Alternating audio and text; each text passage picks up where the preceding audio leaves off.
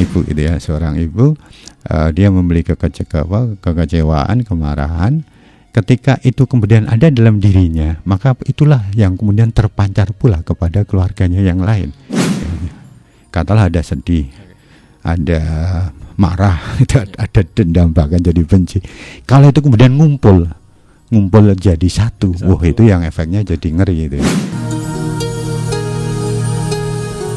Assalamualaikum warahmatullahi wabarakatuh. Waalaikumsalam warahmatullahi wabarakatuh. 88,5 MHz Rama FM, top lagunya pasti infonya. Selamat malam untuk pendengar. Jumpa kembali bersama Dani Damara selama sejam ke depan bersama Dialog Interaktif bersama Inner Motivation BIM, tepat di hari Rabu 27 Agustus 2025.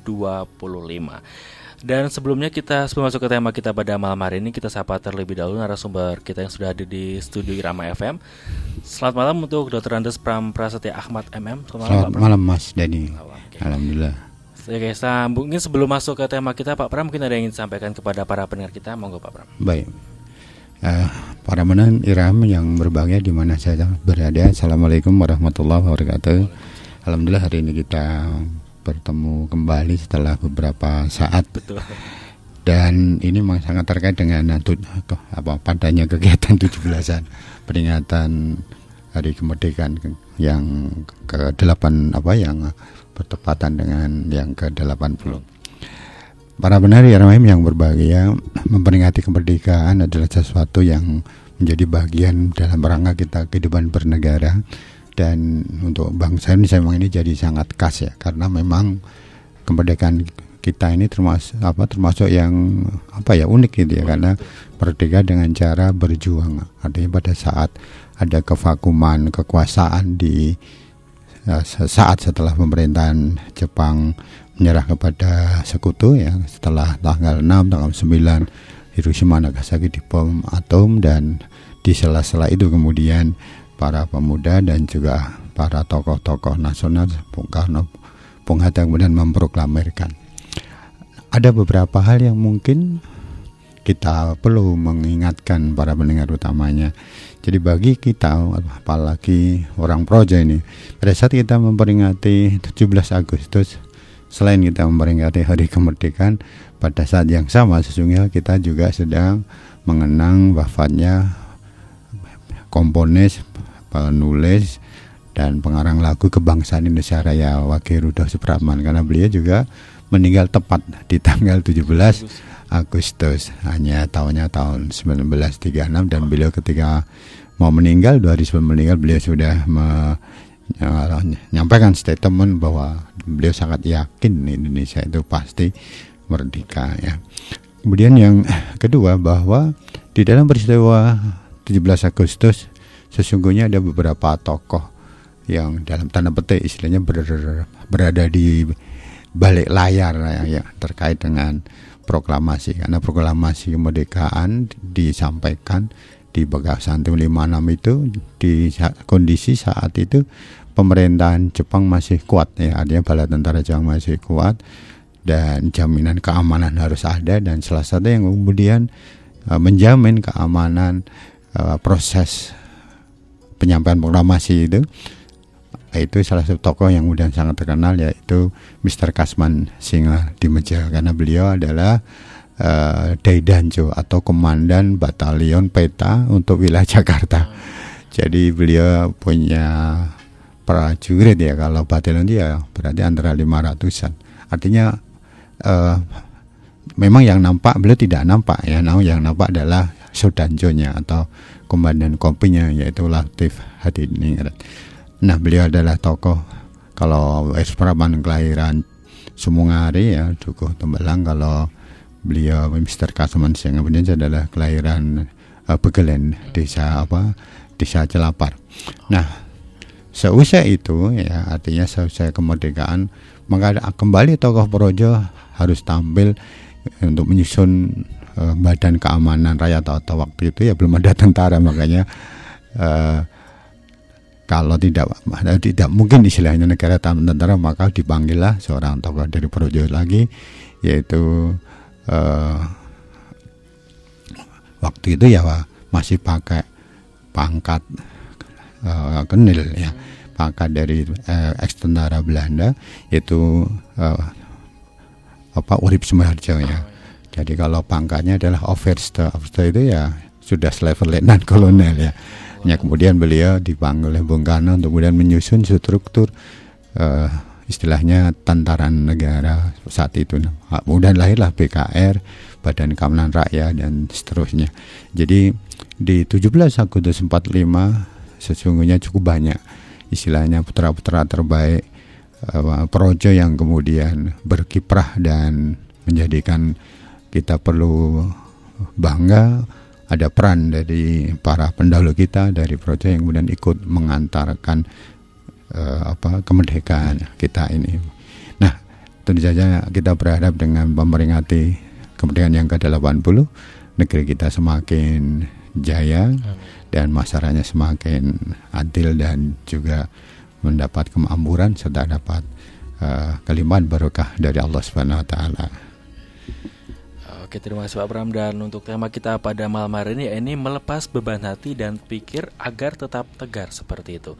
Mungkin bisa disampaikan terlebih dahulu Pak Bram latar belakang kenapa mengangkat tema ini. Iya. Para pendengar Irama yang berbahagia di mana saya berada. Jadi beban hati itu awalnya atau seolah-olah itu biasanya dianggap sesuatu yang sepele gitu ya. Namun kalau ini tidak diatasi, tidak kemudian dilakukan upaya untuk melepas, ini akan menjadi hal yang bisa merusak baik fisik maupun psikis. Kalau secara kesehatan kita mengenal yang namanya psikosomatis ya. Jadi sakit karena beban psikis. Nah, beban psikis itu sebenarnya juga bagian dari beban pikir dan beban hati yang tidak bisa dinetralkan. Itu yang pertama.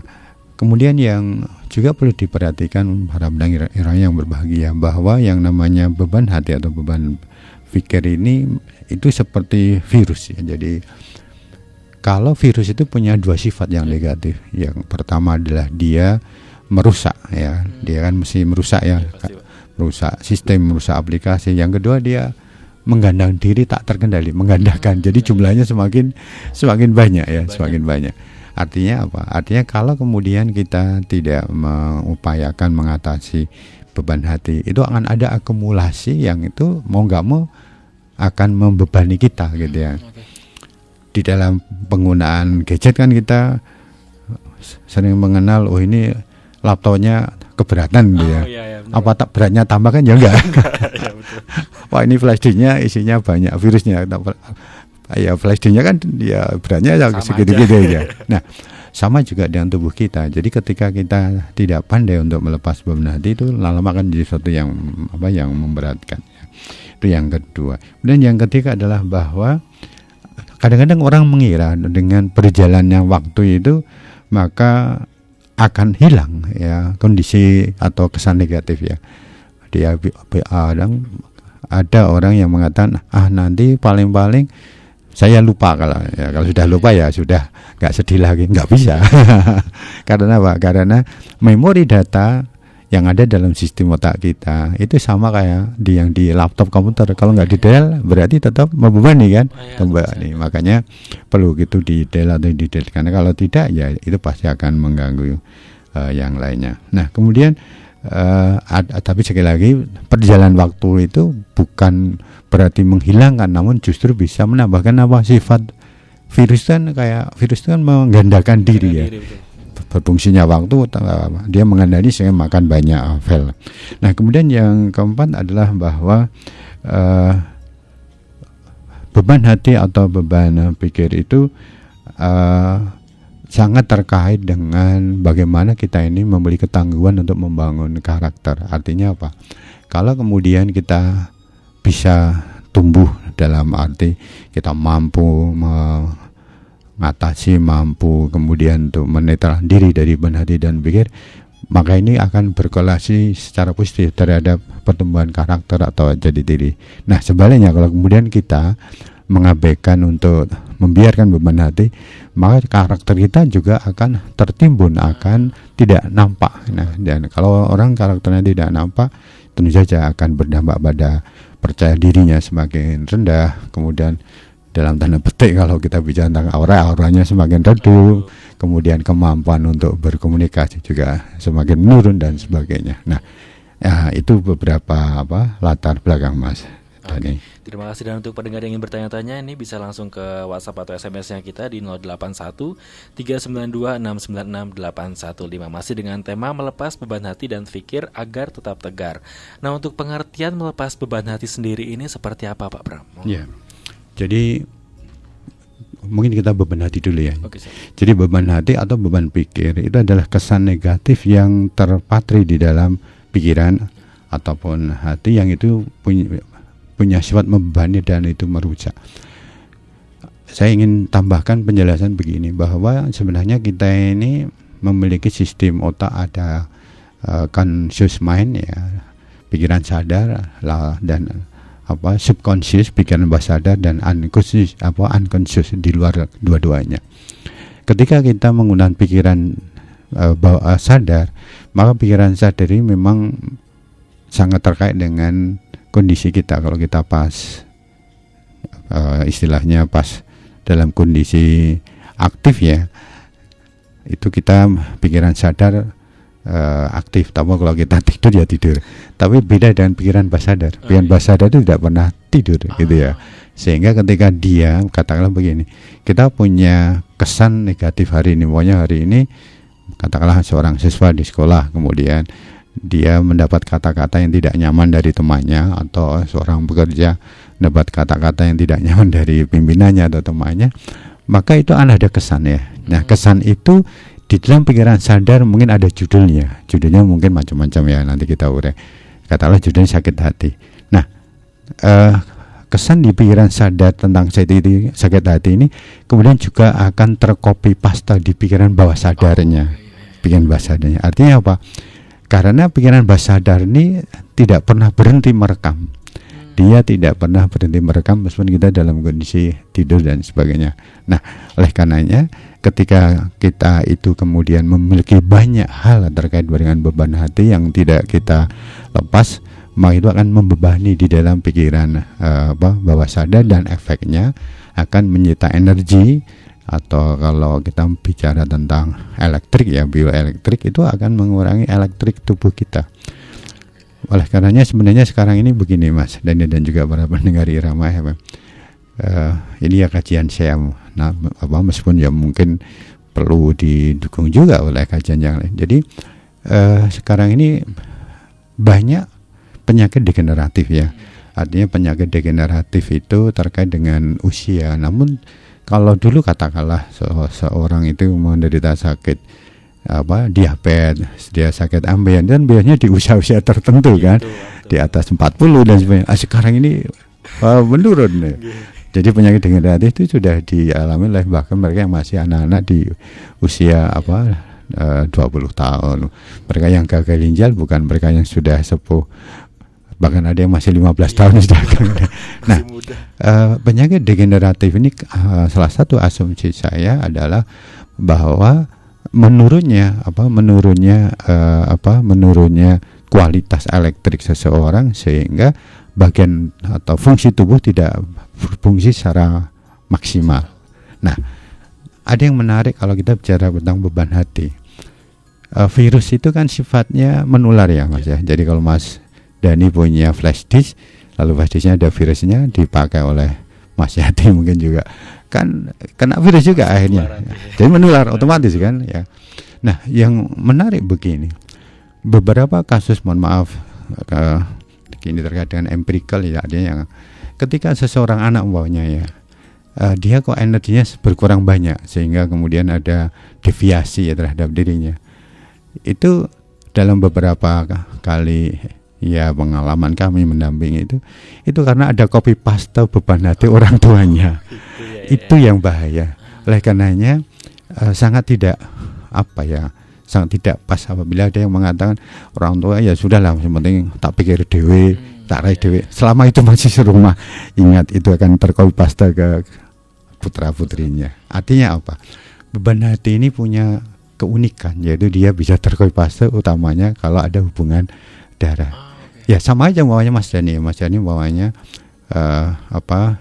buka wifi atau buka Bluetooth di keramaian, di toko yang jualan HP gitu kan. Ketika ada frekuensi yang sama kan bisa aja data Anda atau data mereka masuk ke Anda kan. Nah itu, sama juga dengan beban hati. Ketika ada frekuensi yang sama itu akan tercopy paste.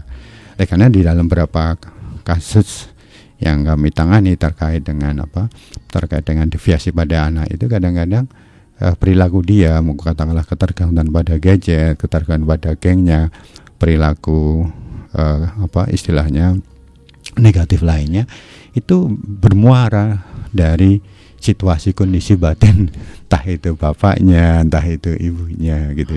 Dan ini yang kemudian kenapa kita perlu ya memiliki keterampilan melepas beban hati. Itu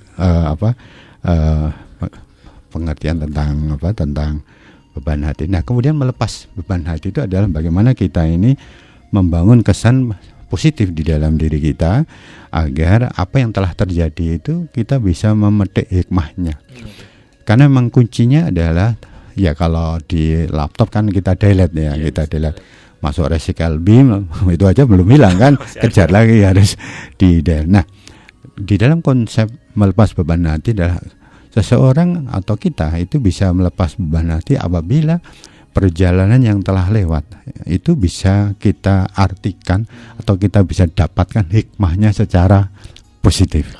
Nah, karena sistem tubuh kita ini kalau ada energi negatif dia tuh akan mengerusak. Makanya ada pembahasan dulu tentang level energi ya. Level energi itu kalau negatif itu ya akan tidak bagus.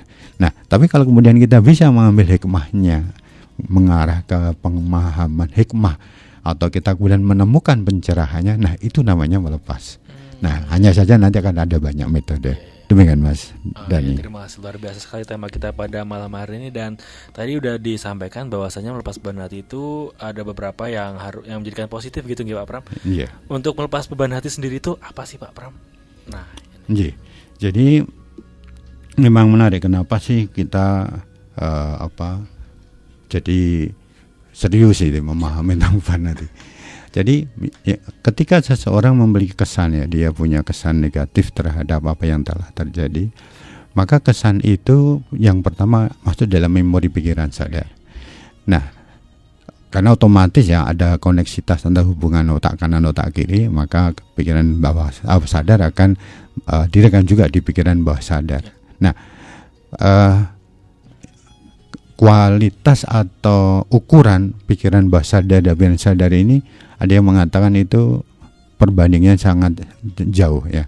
Jadi kalau di pikiran sadar katakanlah ukurannya itu mega, kalau ini giga ya. Artinya apa?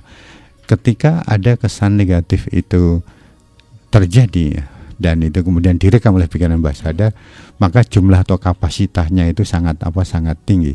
Nah, ketika ini kemudian tidak ada proses untuk mendeletnya atau menghilangkannya, maka itu akan ada proses mengendalikan diri. Ketika beban hati itu kemudian kapasitasnya digandakan, jumlahnya kemudian bertambah, bahkan kadang kita jadi ingat jengkel lagi, jengkel lagi ya, itu indikasinya seperti itu. Nah, itu yang kemudian hanya jadi beban. Nah, di dalam sistem energi, kalau ada energi negatif yang berlebihan, itu pasti akan menyita di titik di mana energi itu tersimpan.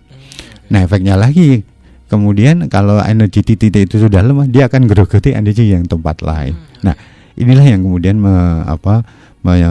berdampak pada lahirnya penyakit psikosomatis itu. Tapi ketika seseorang itu sudah membeli beban hati yang itu akumulasinya cukup banyak, maka frekuensi yang ia pancarkan itu pun sudah negatif gitu ya. Sudah, artinya begini, katakanlah seorang ibu dia membeli kekecewaan, kemarahan, ketika itu kemudian ada dalam dirinya, maka itulah yang kemudian terpancar pula kepada keluarganya yang lain. Jadi ketika seharusnya ibu itu bisa memancarkan nilai-nilai atau frekuensi kelembutan ya di gelombang delta alfa theta pokoknya, tapi yang kemudian muncul adalah gelombang tegang gitu ya, marah jengkel gondok. Nah, pancaran negatif yang seperti itu pun akhirnya akan berpengaruh kepada lingkungan, atau juga termasuk jadi bumerang berpengaruh pada dirinya sendiri. Nah, ini yang kemudian menjadikan proses bahwa beban hati itu akhirnya punya dampak baik secara secara fisik maupun secara psikis. Itu Mas ini. Oke. Dan ini Pak, apa saja sih yang termasuk untuk beban hati sendiri itu? Iya. Para pendengar Irama yang berbahagia, banyak yang kemudian masuk kategori yang kemudian bisa disebut sebagai beban hati ya. Yang pertama adalah kekecewaan. Ketika seseorang kecewa dan kekecewaan itu kemudian tidak segera diartikan secara positif, itu termasuk. Nah, yang lainnya adalah umpamanya sakit hati gitu kan. Kemudian kesedihan, kebencian, marah, merasa dirinya itu tidak diterima, kemudian merasa direndahkan, merasa diabaikan, tidak dihargai, atau dia mendapatkan sesuatu yang tidak sesuai dengan harapan gitu ya. Kemudian ketakutan, bisa aja ketakutan terhadap kondisi itu atau ketakutan terhadap masa yang akan datang. Nah, ada juga yaitu sifat kepura-puraan, memaksa diri pura-pura gitu ya. Kan ada juga orang yang tertawanya itu sebenarnya tertawa pura-pura. Ya kan. Nah, itu sebenarnya juga jadi beban hati karena itu adalah melawan. Kemudian kondisi tertekan, kondisi terbebani dan sebagainya. Nah, kesan-kesan ini kalau kemudian kita tidak bijak mengelolanya gitu ya. Katakanlah umpamanya kita memiliki pengalaman istilahnya sedih gitu ya, sedih. Ada sesuatu yang kemudian tidak sesuai dengan harapan jadi sedih. Nah, itu tidak bisa kemudian sedih itu dalam tanda petik istilah saya dibiarkan berlama-lama ya. Orang sedih, orang marah itu manusiawi, tapi yang tidak bisa adalah kalau itu kemudian berlama-lama. Maka perlu ada proses dalam diri, pemahaman terkait dengan hal itu sehingga kemudian bisa diartikan positif. Katakanlah ada seseorang sedang berupaya berusaha untuk mencapai prestasi. Nah, kemudian ternyata yang dia dapatkan tidak sesuai dengan ekspektasi dia kan. Katakanlah ingin jadi juara 1, menjadi hanya juara 2, harapan banyak gitu kan. Nah, pada saat dia kemudian memahami bahwa dia jadi juara harapan, maka perlu proses dalam dirinya untuk berdialog. Boleh jadi dia bisa mengatakan kalau hari ini saya dapat juara harapan, namun saya yakin kalau saya mengevaluasi, saya lakukan yang lebih baik, saya kemudian mengerti kelemahan kekurangan saya ingin yang ke depan akan bisa jadi juara 1. Atau kemudian dia bisa mengatakan bahwa seandainya hari ini saya harus istilahnya dalam tanda petik itu mengalah, tidak sesuai harapan, boleh jadi ada bagian yang sedang Tuhan tabungkan untuk keberuntungan saya masa depan. Nah, ini contoh-contoh. Artinya apa? Artinya kita harus memiliki kemampuan untuk menjadikan kesan-kesan negatif beban hati tadi menjadi sesuatu yang kita justru dapatkan positifnya. Nah, memang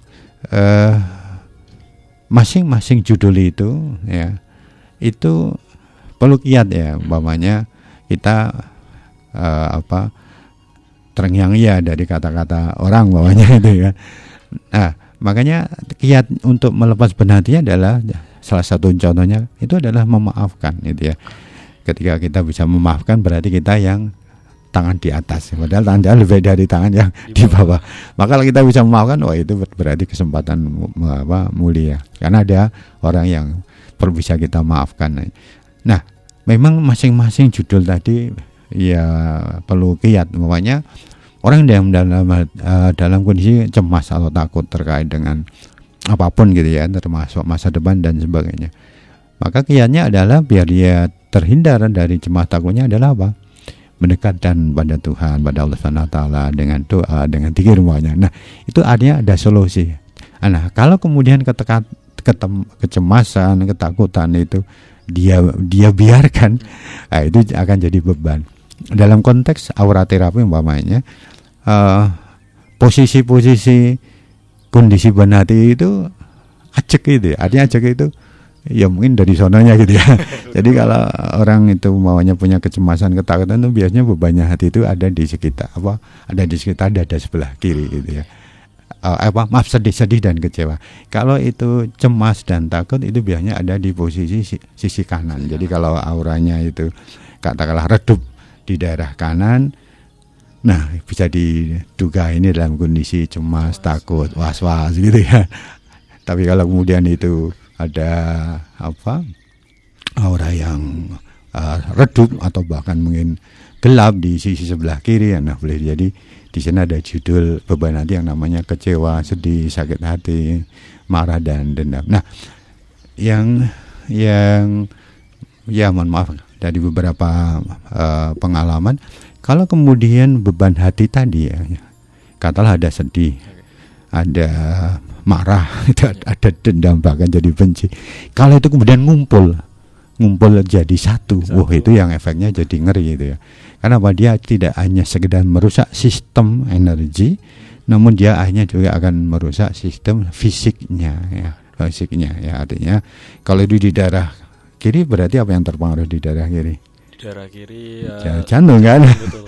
Itu makanya kita perlu untuk kemudian menjaga hati dan sebagainya. Cara berapa? Menjaga kesehatan jantung gitu ya. Nah, itu contoh. Kalau itu kemudian posisinya ada di daerah daerah lambung sebelah kiri umpamanya, ya kan itu ada daerah lever, ada daerah pankreas dan sebagainya. Nah, itu nanti efeknya sampai ke sana. Makanya kenapa kita perlu ya memiliki skill ini ya, karena tadi data-data negatif itu kalau ngumpul jadi besar gitu.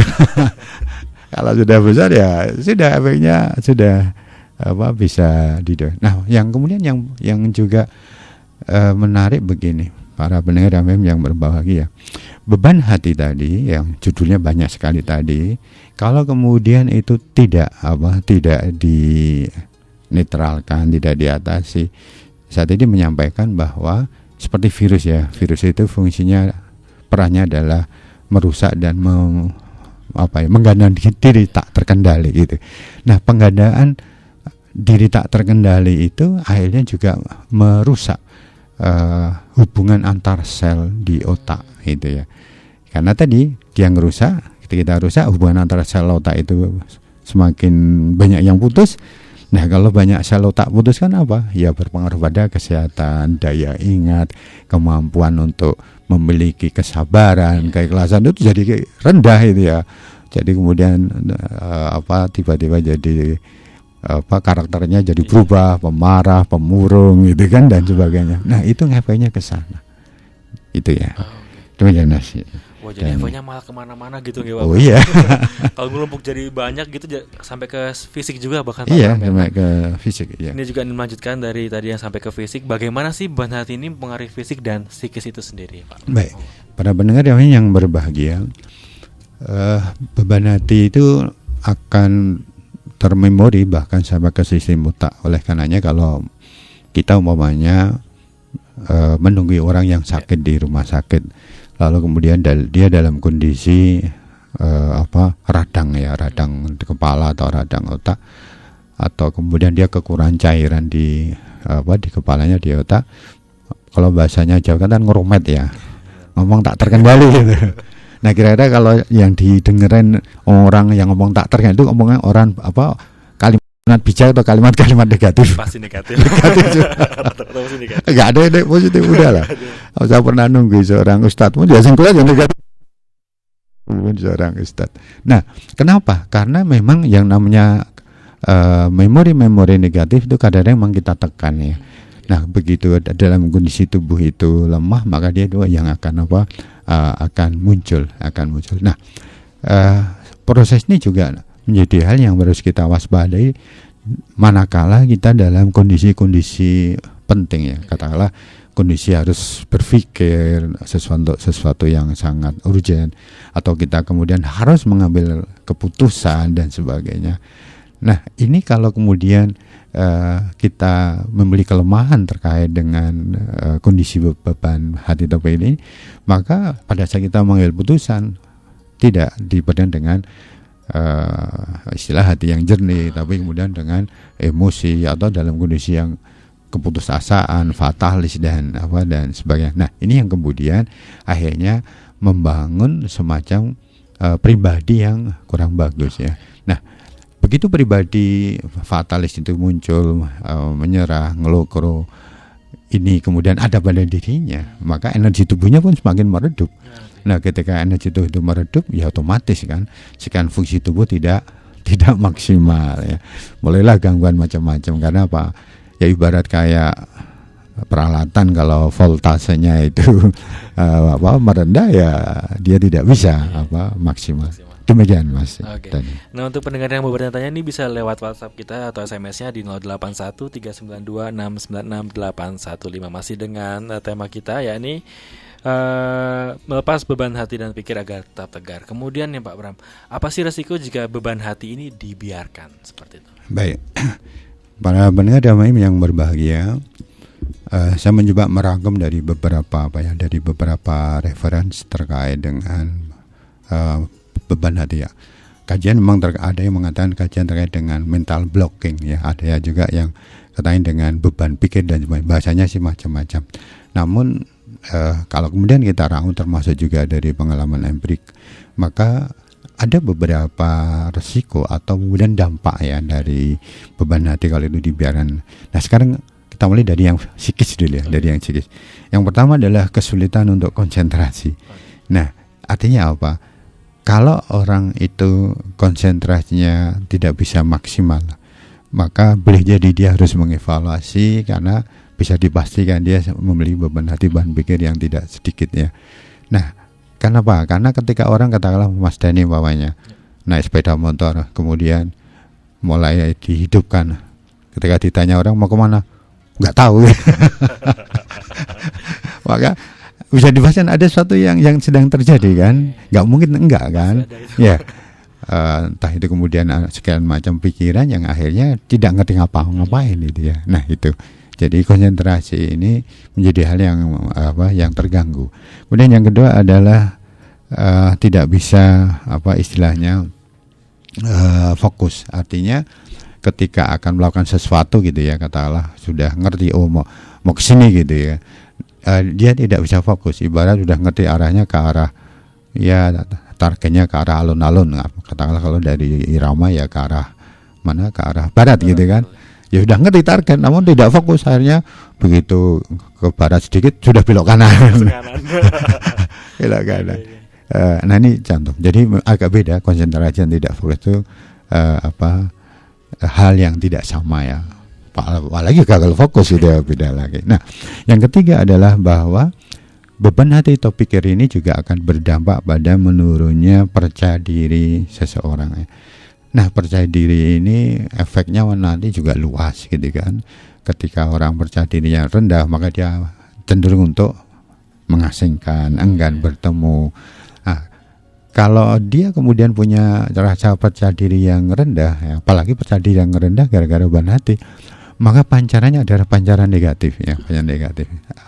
Saya pernah mengikuti bagaimana seorang ahli hewan ya menterapi atau mengatasi kucing yang suka marah-marah gitu ya. Ketika kemudian sang pemilik diajari bagaimana menanganinya, bagaimana kemudian menuntunnya, itu salah satu yang saya ingat adalah kalau di dalam rumah itu ya seseorang itu dia dalam kondisi yang tertekan, dalam kondisi yang yang istilahnya frekuensinya rendah, dia percayanya rendah, maka hewan itu mengerti itu, maka dia akan bereaksi, merasa bebas untuk menunjukkan emosinya gitu ya. Sama juga dengan kalau kita katakanlah mohon maaf ketemu anjing bawahnya ya, ketika kita punya ketakutan yang berlebihan itu kan ada hormon yang keluar dan hewan itu membawi itu, maka dia akan semakin galak, hewan galak gitu ya. Nah oleh karenanya percaya diri juga sama. Ketika percaya diri kita ini rendah, maka boleh jadi kita jadi kesulitan mengendalikan sekitar kita ya, dengan sekitar kita, atau bahkan kita kesulitan mengendalikan diri kita sendiri ya. Itu. Kemudian yang keempat adalah ada orientasi hidup yang semakin kabur. Jadi kalau beban hati itu tidak diatasi, orientasi arah hidup ini jadi kabur, nggak jelas gitu ya. Ibarat hari ini hanya untuk hari ini, harusnya kan kita ngerti desain hari ini dalam rangka jangka menengah jangka panjang gitu ya. Nah kemudian yang cukup repot adalah kalau beban hati itu kemudian kita biarkan, dan itu akhirnya ada banyak judul beban hati yang katakanlah beban hatinya juga ada kecewa, ada sedih, ada sakit hati, ada apa istilahnya kecemasan, ketakutan, kemudian ada dendam. Itu nanti masing-masing akan menciptakan yang namanya konflik dalam diri kita ya. Kita sering konflik, kita sering, kalau bahasanya Jawa itu apa, meskipun diam tuh uring-uringan gitu ya. Kadang nyalahkan yang sana, nyalahnya atau bahkan nyalahkan diri sendiri. Nah, beban hati itu kalau kemudian dia terakumulasi di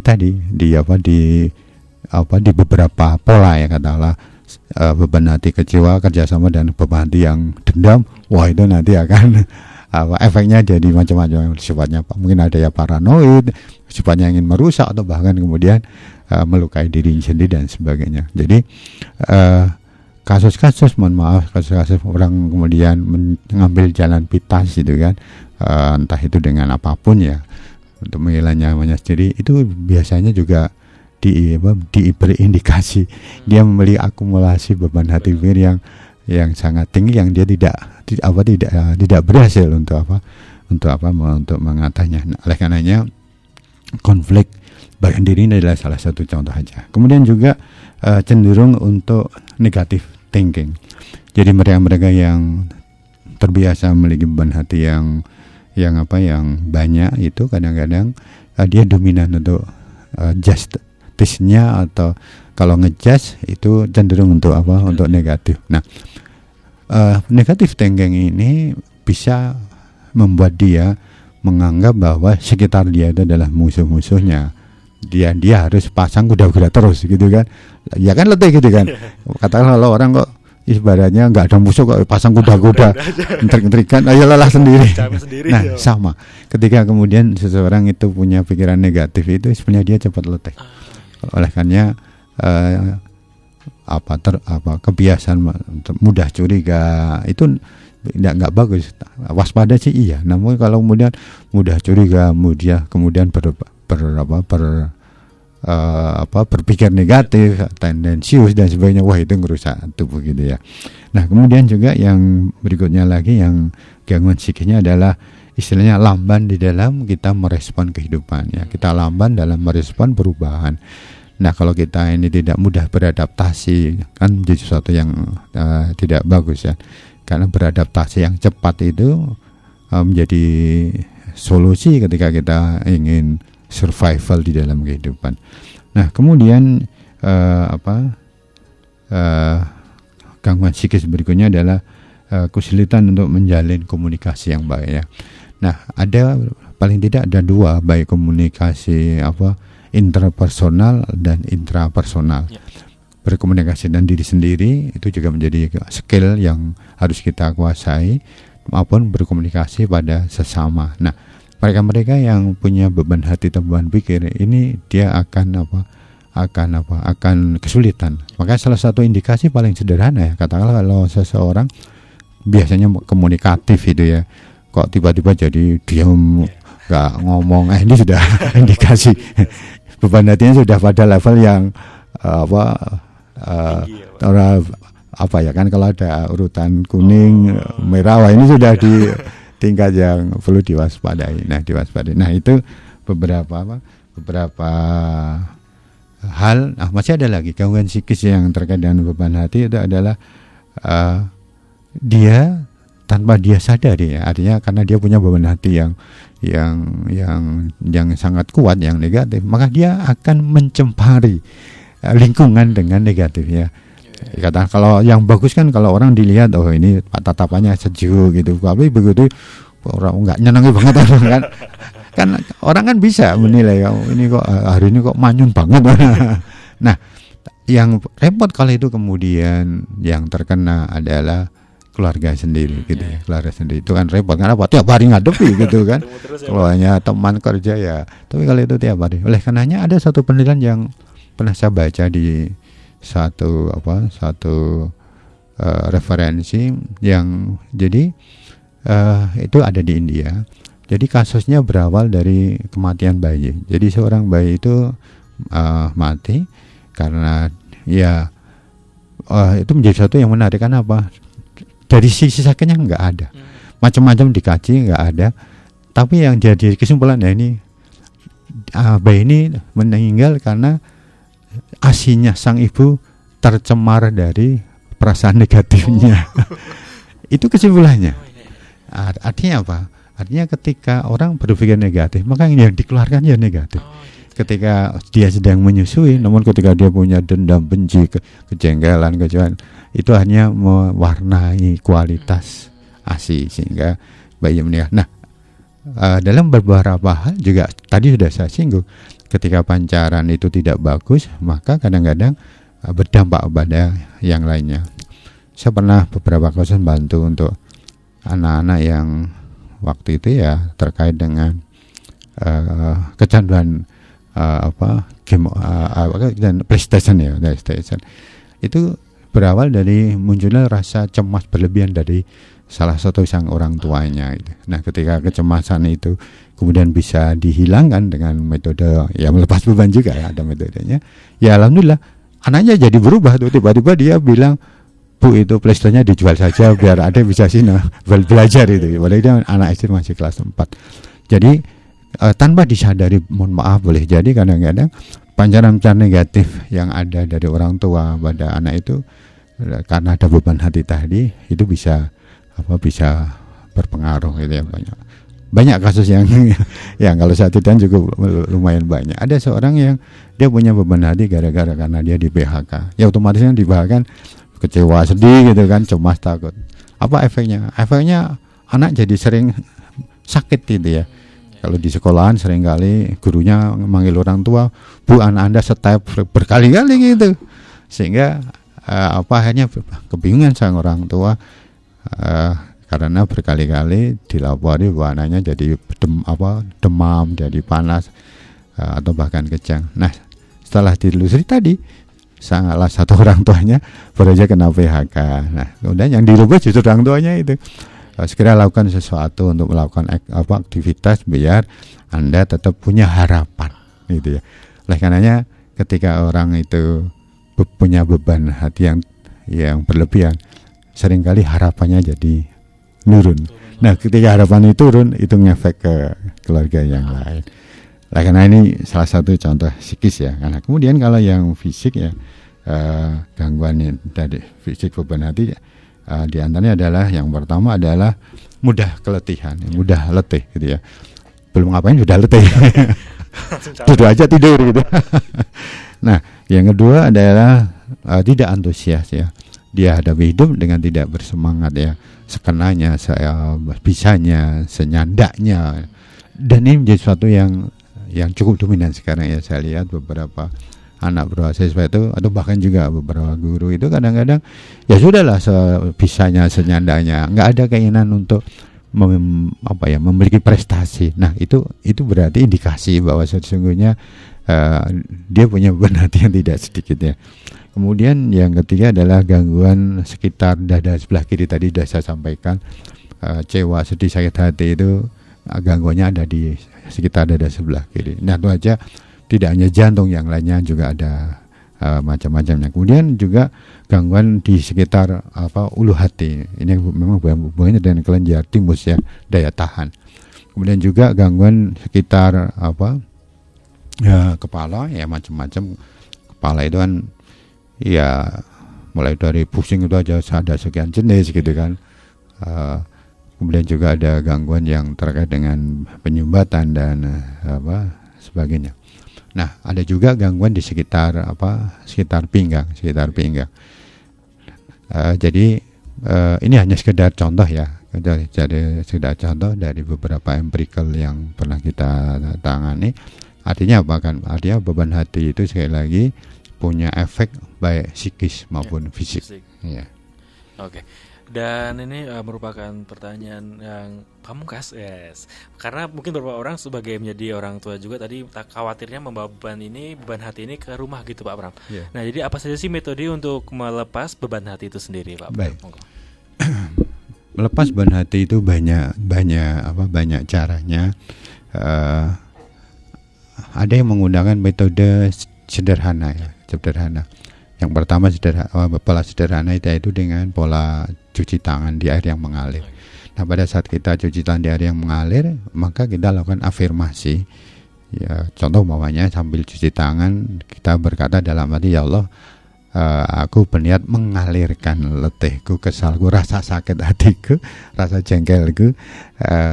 Jadi saat dia merasakan aliran itu, yang ia lepas itu adalah perasaan tadi. Nah, kenapa air ini bisa bekerja? Karena air itu elektrik ya, elektrolit dan dia berinteraksi dengan sistem sel tubuh kita. Makanya kalau kita kemudian mengafirmasi itu, ya insya Allah itu juga akan membantu. Yang kedua adalah ini masih pola-pola sederhana, yaitu dengan kumur air garam ya. Jadi kumur air garam ini juga menjadi metode untuk kita melepas beban hati atau pikir. Memang pada saat kumur ya kita udah diniatkan itu ya, kita meniatkan apa yang ada di dalam darah kepala saya, kecewa saya, sedih saya, maka saya lepas dengan cara saya berkumur. Nah, pada saat dia memuntahkan gitu kan, nah afirmasinya adalah tidak memuntahkan air saja, namun mengeluarkan beban hati gitu ya. Ada lagi metode yang namanya metode untuk menggunakan pola, ada yang menggunakan, yang ketiga ini ada namanya pola balon cinta. Nah, istilahnya memang menarik itu dalam teori NLP ya.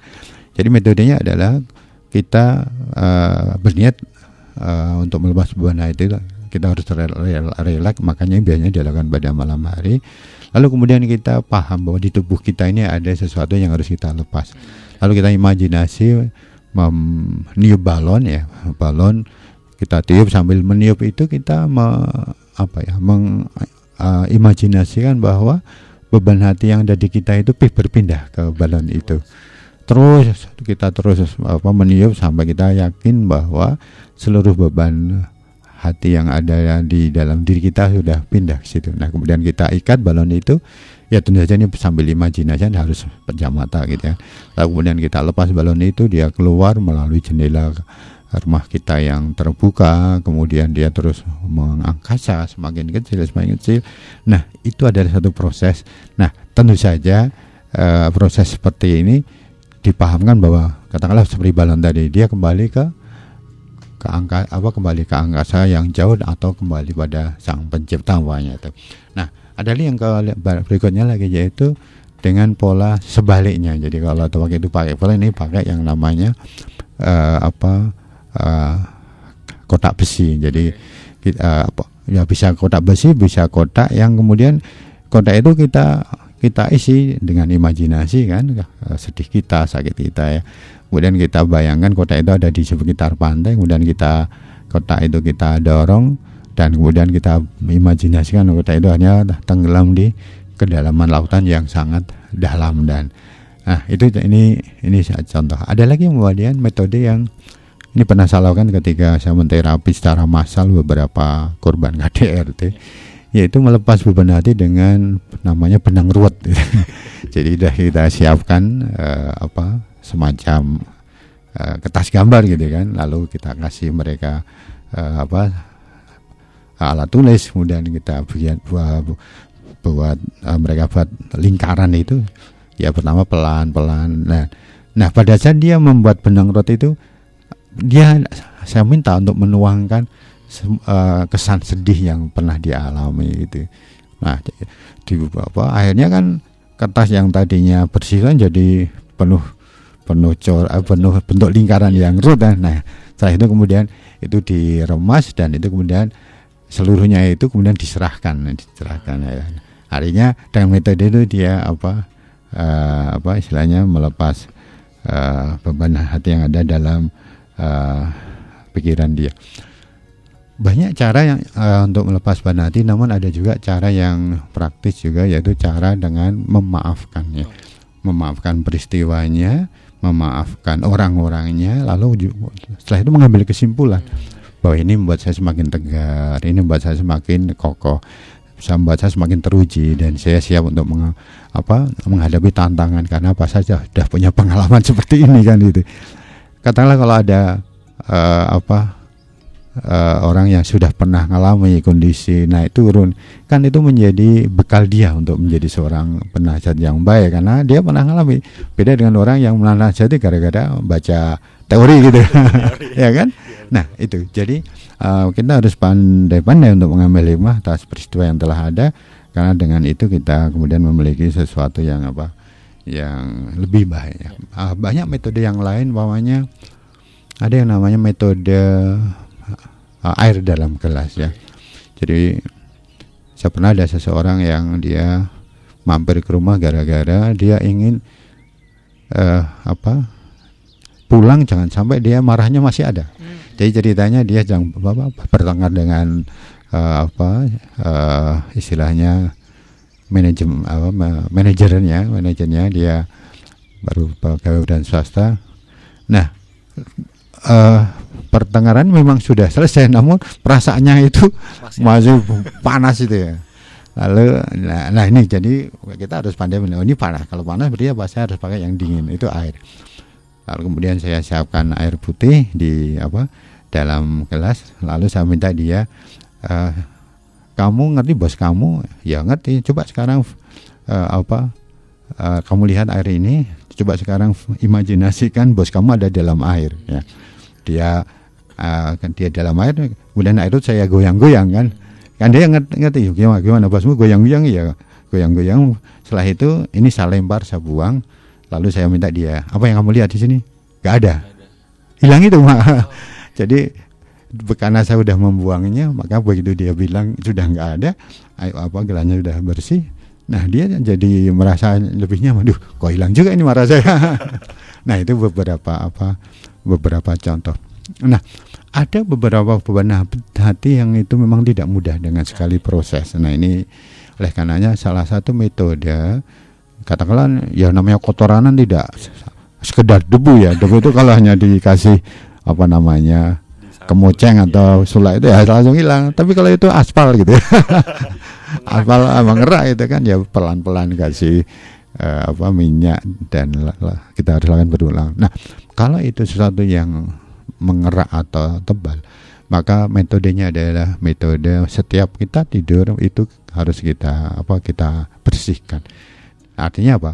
Sambil kita tidur kita berniat membersihkan diri kita dengan niatkan dengan tidur kita menghilangkan beban itu dan kita nanti bangun dengan kondisi yang lebih ringan. Nah, itu makanya ada bacaan tasbih ya, bacaan istighfar untuk yang muslim. Tasbih itu artinya subhanallah, artinya Tuhan Maha Suci, Allah Maha Suci. Kalau suci berarti apapun yang terjadi tidak ada yang keliru. Apapun yang terjadi pasti ada hikmahnya, Nah, ada lagi metode yaitu metode tafakur ya, atau kita merenung.